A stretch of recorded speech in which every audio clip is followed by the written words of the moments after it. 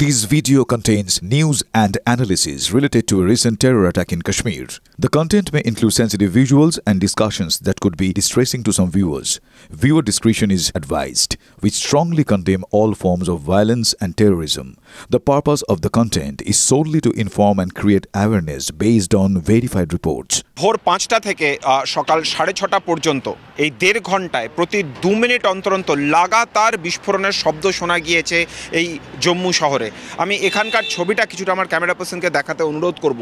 আপাতভাবে এই মুহূর্তে রাস্তাঘাটে গাড়ি ঘোড়া চলাচল শুরু হয়েছে এবং ভারী বিস্ফোরণের শব্দ সত্ত্বেও কিন্তু জনজীবন স্বাভাবিক রাখার একটা মরিয়া প্রচেষ্টা কিন্তু সাধারণ মানুষের তরফ থেকে দেখা যাচ্ছে। প্রশাসন বারবার ধরে আবেদন করছে মানুষকে যে আপনারা বাড়ির ভেতরে থাকুন, কিন্তু তারপরেও আমরা ভোরের আলো ফোটার পর দেখতে পাচ্ছি যে সাধারণ মানুষ তারা রাস্তায় নামছেন।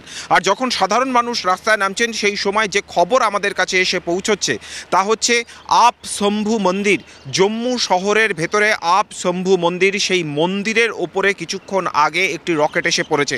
যে জায়গায় আমরা দাঁড়িয়ে রয়েছি সেখান থেকে কিছুটা দূরে এই রকেট হামলা হয়েছে বলে সূত্র মারফত আমরা খবর পাচ্ছি। আপাতভাবে কোনো ক্ষয়ক্ষতির খবর নেই, কারণ মৃত্যুর হতাহতের খবর নেই, কিন্তু মন্দিরে যথেষ্ট ক্ষতি হয়েছে বলে আমরা খবর পাচ্ছি। একইভাবে জম্মু শহরের ভেতরে রেসিডেন্সিয়াল এরিয়াতে একটি বাড়ির ওপরে হামলার ঘটনা ঘটেছে। আপাতভাবে সেই জায়গা থেকেও কোনো হতাহতের খবর নেই, কিন্তু সিভিলিয়ান প্রপার্টি, সিভিলিয়ান হাউস, সেই জায়গাগুলিতে আলাদা করে টার্গেট করা হয়েছে। দেখো, জম্মু শহরে যে অভিজ্ঞতা আজকে হচ্ছে সে অভিজ্ঞতা কিন্তু এক কথায় বেনজির অভিজ্ঞতা। তার কারণ এলওসিতে গতকাল রাতে আমরা যে কথা জানিয়েছিলাম, গতকালের আগের দিন যে কথা আমরা জানিয়েছিলাম যে রাজৌরিতে লাগাতার আমরা এই ধরনের শেলিংয়ের খবর আমরা শুনিয়েছি। আমরা সারা রাত কার্যত চোখের পাতা এক করতে পারিনি, কারণ যে কোনো সময় যে হোটেলের ভেতরে আমরা আশ্রয় নিয়েছিলাম সেই জায়গাতেও যে কোনো সময় শেলিং হতে পারত। কিন্তু জম্মু শহর তা আপাতভাবে কিছুটা নিরাপদ মনে করা হচ্ছিল, কিন্তু যে খবর আমাদের কাছে আসছে যে যেহেতু এই শহরের চারপাশে মিলিটারি ইনস্টলেশন রয়েছে সেই কারণের জন্য এই জায়গাকে আলাদা করে টার্গেট করা হচ্ছে।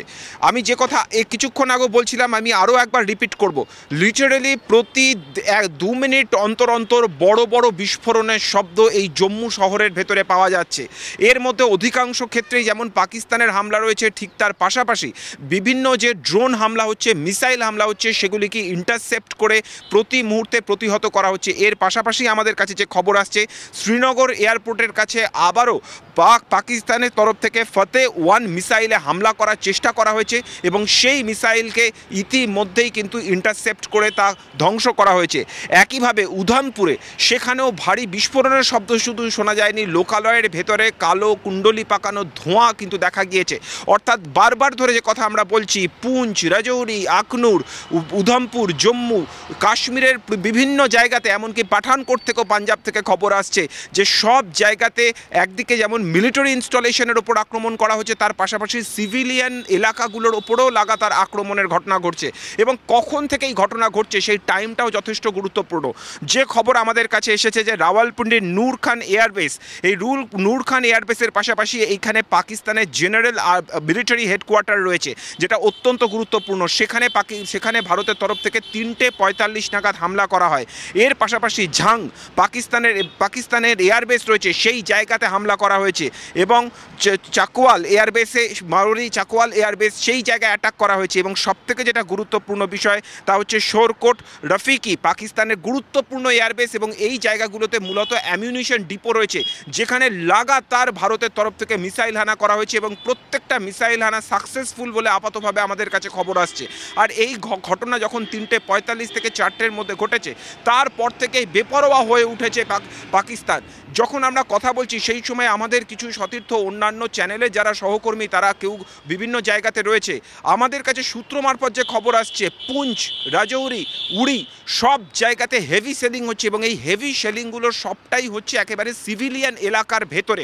সাধারণ মানুষকে টার্গেট করার চেষ্টা চলছে। তার কারণ পাকিস্তানের প্রথম থেকে যে আক্রমণের ধরন আমরা দেখতে পাচ্ছি, গতকাল ব্রিফিংয়েও যে কথা বিদেশ মন্ত্রক এবং সেনাবাহিনীর তরফ থেকে জানানো হয়েছে যে যখন পাকিস্তান লাগাতার শেলিং করছে, মিসাইল হামলা করছে, যখন ড্রোনের মাধ্যমে হামলা করছে, তখন ভারত প্রত্যাঘাত করবে জেনে নিজেদের সিভিল অ্যাভিয়েশনের জন্য এয়ারস্পেস তারা শুধু খুলেই রাখেনি, যে ফ্লাইটে বিদেশি বিদেশি নাগরিকরা রয়েছে সেই ফ্লাইটকে তারা করাচিতে ল্যান্ড করাচ্ছে এবং যেখান দিয়ে এই ফ্লাইট আসছে লাহোর থেকে করাচি তা কিন্তু পুরোপুরিভাবে ভারত যদি হামলা করে সেই জায়গার মধ্যে পড়বে এবং তারা চাইছে যে এই সিভিলিয়ানদের বিশেষত বিদেশি নাগরিকদের ঢাল হিসেবে ব্যবহার করতে। যদি কোনোভাবে তাদের ওপরে আক্রমণ হয়ে যায় তাহলে ইন্টারন্যাশনাল কমিউনিটি সম্পূর্ণভাবে ভারতের বিপক্ষে দাঁড়াতে বাধ্য হবে।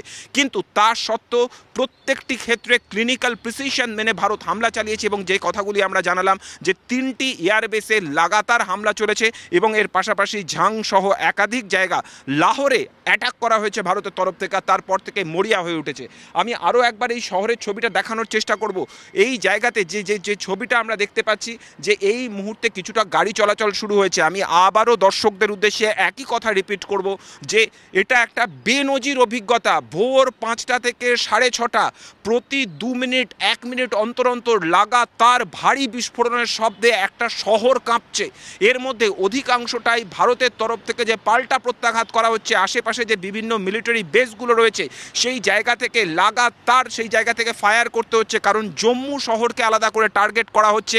জম্মু শহরে বিভিন্ন জায়গাতে যে মিলিটারি ইনস্টলেশন রয়েছে 3 দিকে সেই জায়গাগুলিতেই মূলত টার্গেট করা হচ্ছে এবং সেই কারণের জন্য জম্মু শহরের ভেতরে আপাতভাবে 2টি জায়গা থেকে আমাদের কাছে খবর আসছে, একটি শিব মন্দির আপশম্ভু টেম্পল এবং তার পাশাপাশি আরেকটি রেসিডেন্সিয়াল এরিয়ায় একটি বাড়ির ওপরে হামলার খবর আমাদের কাছে আসছে এবং পাকিস্তানের এই ন্যক্কারজনক ভূমিকা তা কিন্তু প্রত্যেকটা জায়গায় স্পষ্ট হয়ে যাচ্ছে